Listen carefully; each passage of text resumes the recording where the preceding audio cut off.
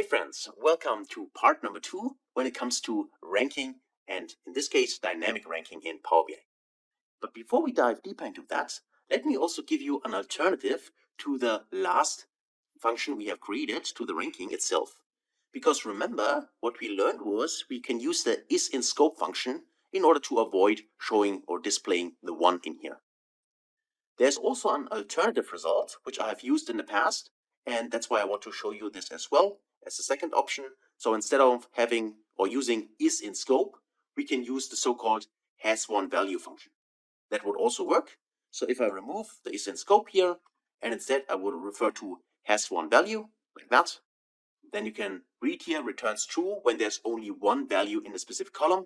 And this is true, of course, for all the categories where we can see, because there is only one category, but for the total, there are actually all categories included, and that's why this would return false. And that's why we can use this as well and create our calculation like that. Of course, we would have removed this one here, so only one parenthesis here.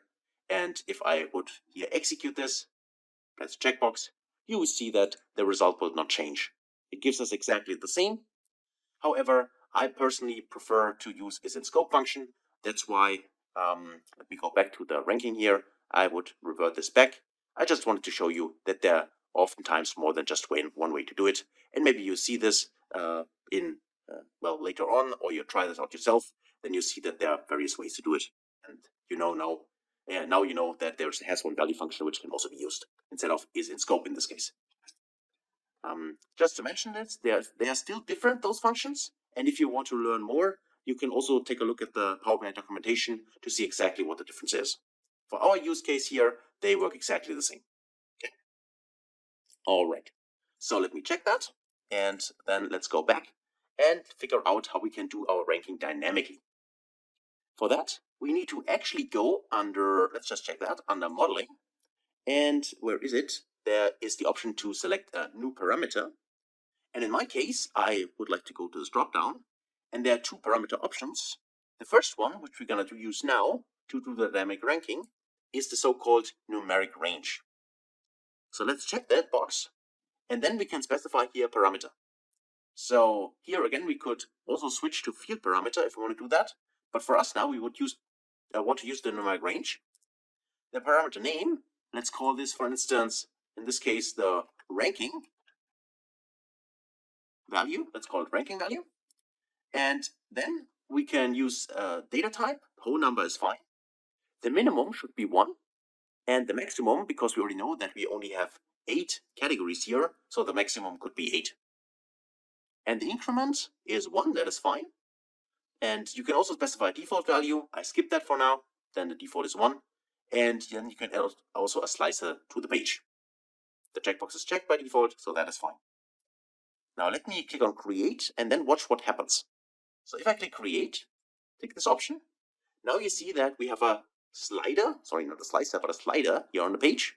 This one here, the ranking value, which you can now use, and you can see that this value changes here with the slider.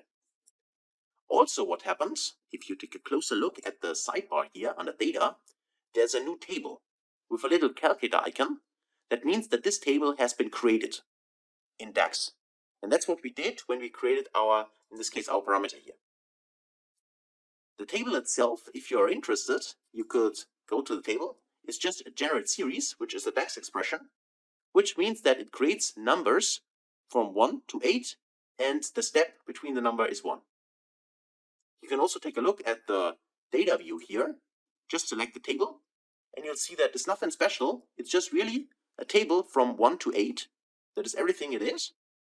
But this table, when we create the parameter, also gives us, in addition to that, this kind of slider here. So now we have our ranking option, which the end user can use in order to show the top X values, not only the top 8, but maybe the top 3, top 4, and so on. But currently, this does not work. And the reason why it's not working is because currently the ranking table is not connected. So that means you can see here, I can adjust the slider here, but nothing happens in here. So we somehow need to connect the value which is selected here, which is coming from our ranking table. So ranking value, there's actually the ranking value itself, and then there's this ranking value, which is actually the selected number. we somehow need to connect this here to our table. To do this, we can create a new measure. So let me right click here and say new measure. And then for this measure, let's call it top X sales. Of course, feel free to choose a different name if you want. Now I say is equal to, and shift enter to go to new line. And now I say I want to use an if condition, because what I do basically is simply checking whether the ranking of the specific category is less or equal to the value which is selected in the slider. And only then I want to display it, right? So I could say if in this case the ranking, so let's go to our ranking, which we calculated just in the last video, our ranking, if this is less or equal to from our ranking value, so search for ranking value, and from the ranking value, we would like to refer to the ranking value itself. So maybe my naming was a little bit confusing, but what this actually is simply referring to the number which is chosen here. So from the ranking value table, maybe we should name it table actually instead of value, we want to refer to the ranking value, this value here. So if that is the case, if it's less or equal, only then we would like to see the sales. So if I put in a comma here, then we can refer to our total sales measure. And if that's not the case, just return a blank, right? Don't show anything. And then, as you all know, we use this, Control-C to copy it. Then we go to our DAX format helper here. I go to edit. I just paste this inside. I go to format. And then I just copy the nice formula, just copy it. I think there are a few additional spaces included. Okay, that's fine for me. Then I go in here, and then I just paste this inside instead. And then I press enter to evaluate the formula. Okay, that should be good to go. And now we can add this, for instance, here inside. So let's just see what this gives us. If we go to our, where is it? The top X sales, there it is, this measure. So I can go in here and I can just select it. And now we can see here the values. Of course, let's also go in here and maybe let's click on the dollar symbol to format it correctly. All right. And now you can clearly see that, oh, I've got a lot of decimal numbers. So let's actually check that as well. Let me go in here and say, I would like to see only 2 decimal numbers in here. So like that. And now you can see the ranking currently is 4. That's why we only display 4 values. And if I say the ranking is 3, for instance, I would see only 3 values. And of course, I could also enter the value here directly. If I say 6, for instance, press enter. Now I can see 6 values, right? So this is completely dynamic, how many values I want to show.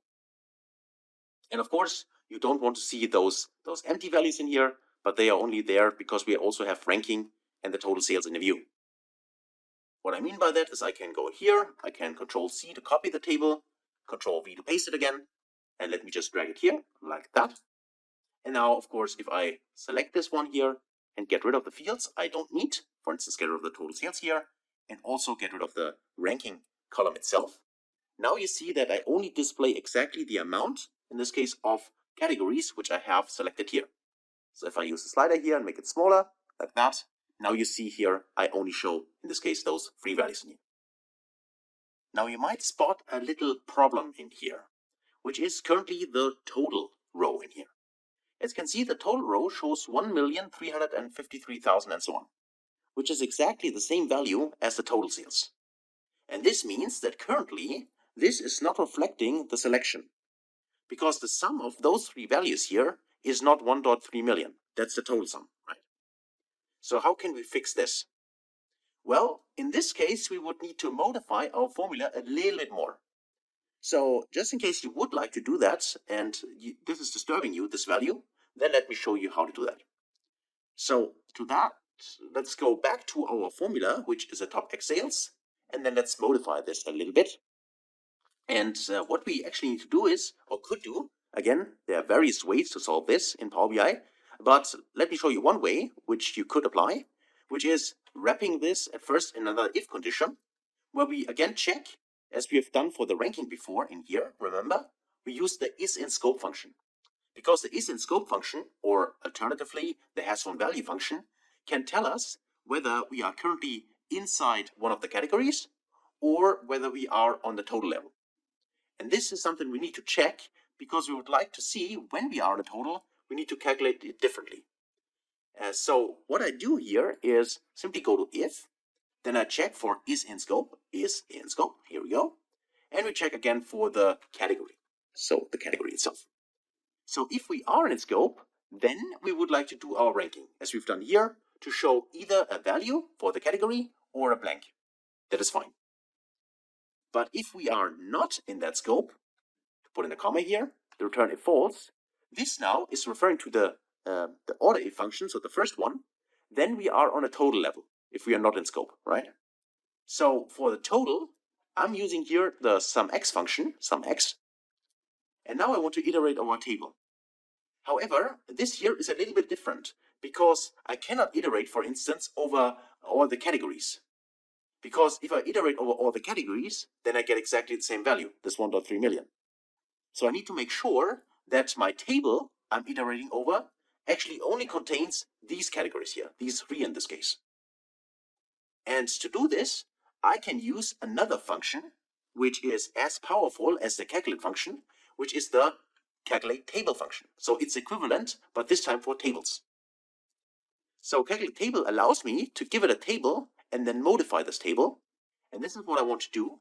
I want to give it the orders table from the categories. So I can say here, for instance, using a new function, I want to introduce here the values function to you. So values is also a function. It's kind of similar to all function in the case that it gives us a list of, in this case, a list of unique values for the category. You can also read this here. When a column name is given, returns a single column table of unique values, so without any duplication. Actually, it's probably more similar to the distinct function, which also exists, by the way. But in this case, let's use values. Then refer to the category here. This just means that give us a unique list of all the categories. So in this case, not only those 3, but all of them, like this one, which you can see here. And the calculate table function then allows us to filter this list. And that's what we want to do, because the filter should only contain the categories which are, in this case, less or equal, or where the ranking is less or equal to the selected rank from our slider, right? So we can say here, as the filter argument, using the filter function, filter, then we're referring to the category. Let's use the all function, so all the categories, category. And we want to filter this, in this case, that the ranking, which we calculated, the ranking, should be less or equal to the ranking value, which is coming from our slider. And only then, if that is true, we would like to return the sum of the individual total sales in our case, like that. So let me close this and also close the first one, which is the if condition, I think, and we should be good to go. Let me just check. Somehow I missed somewhere a parenthesis. I think there is one missing. Let's actually close this here for the filter function, and now that should work. Okay. So let me just first copy this because it's quite a lot. I get that, but let's go in here and first apply our little trick here and do go to edit here and paste this inside. So we format this. Then this is the first step to make it easier to understand. So copy this, and this looks much better for me. I go in here, and then I just go inside and paste this, and press enter. Okay. And now let's actually have a look whether this actually really works. And we can now see there is a different value, right? Then in this case is not any longer this 1.3 million, but now we can see here 719 and so on, or here as well. And this should be actually the sum of those 3 values. I mean, you can calculate this yourself, but actually we should get exactly the sum of those. And now if I make it, for instance, 4, you can see that also this number changes, and it should be now the sum of those 4 values. So this is how we can handle this total column in here. I know it's quite a lot, but as I said, I mean, you learn DAX step by step, no worries. And I just wanted to try to explain it maybe one more time, so it's easier to understand. So if I go in this top X sales, the is in scope function here is the first thing we need to check, which we already know gives us a true or false based on the current view, the current filter context, because it simply returns true if we are actually showing one category, because we simply check for that is in scope category. And this is never true for the total here. The only way this expression could be true for the total would be if we only have one category in our whole dataset. Then this will also be true for total. But otherwise, it would never be true for total. And then, if that is true, then we do our normal ranking. This part, we already had that. But if this is false, And then we go with the second part, which is this one. And this is actually the expression we evaluate for the total. So we use some x function, which iterate over a table. What we need to do, just from the logic standpoint, we need to iterate over a table which only contains the selected categories, where the ranking is less or equal to the ranking from here. And this is why we need to use, in this case, this formula, which is, in our case, the calculate table, because this allows to modify a table. The table itself, we used here the values function, returns all the categories, and then we filter this list of all the categories to make sure that the category here, or only the categories are remaining where the ranking is less or equal to the ranking value. And if that's the case, then we return the total sales, and this gets summed up. And this just means that for the total, exactly those values get summed up, and this is what we return here. So please feel free after the video just to pause before you continue with the next lecture and have a look at this formula again. And of course, feel free to try it out yourself, maybe to modify a little bit. For instance, use the S1 value function, see whether you get the same result, and so on. Okay. So that's it for this video. Hopefully that was helpful. In the past, I wasn't always showing that, but I got a lot of requests from students. How can we actually calculate this right value here? And that's why I thought it was helpful or should be helpful to you if I implement it here so you can use it as well. So thanks a lot for watching, and then I hopefully see you in the next video. Until then, best guys.